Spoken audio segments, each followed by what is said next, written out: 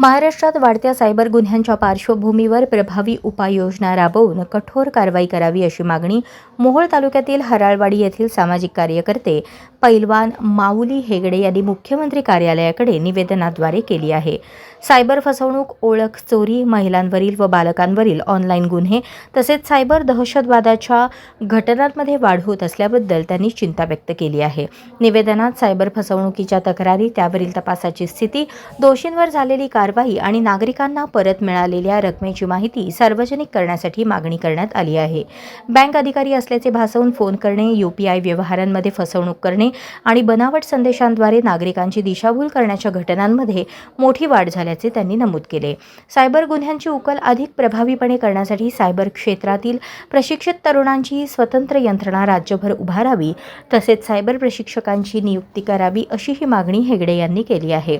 नागरिकांच्या आर्थिक आणि वैयक्तिक सुरक्षेसाठी जनजागृती, सक्षम सायबर पोलीस यंत्रणा आणि पारदर्शक तक्रार निवारण व्यवस्था तातडीने उभारावी असेही त्यांनी निवेदनात म्हटले आहे।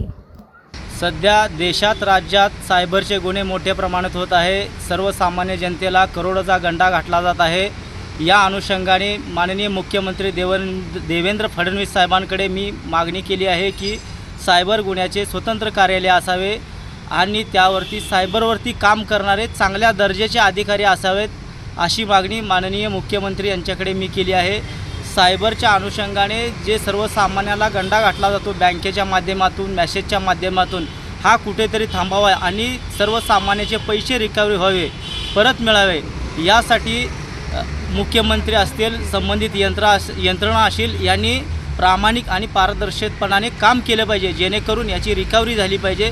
सध्या राज्यामध्ये अशा प्रकारची कोणतीही रिकव्हरी दिसत नाही। केवळ 1% राज्यामध्ये साधारणतः 22,000 कोटीच्या पुढे पैसे जे आर्थिक फसवणूक झाली आहे त्याची रिकव्हरी पाहता फक्त केवळ 2% आहे।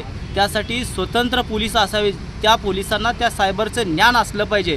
आत्ता यामध्ये पोलीस आहेत, सर्वसामान्य आहेत, यांचीही मोठ्या प्रमाणात फसवणूक झाली आहे। त्यांची ही फसवणूक, ते गुन्हेगार सापडले पाहिजेत, त्यांना पकडलं पाहिजे, पैसे मिळाले पाहिजेत। या अनुषंगाने माननीय मुख्यमंत्री यांच्याकडे मी निवेदन केले आहे।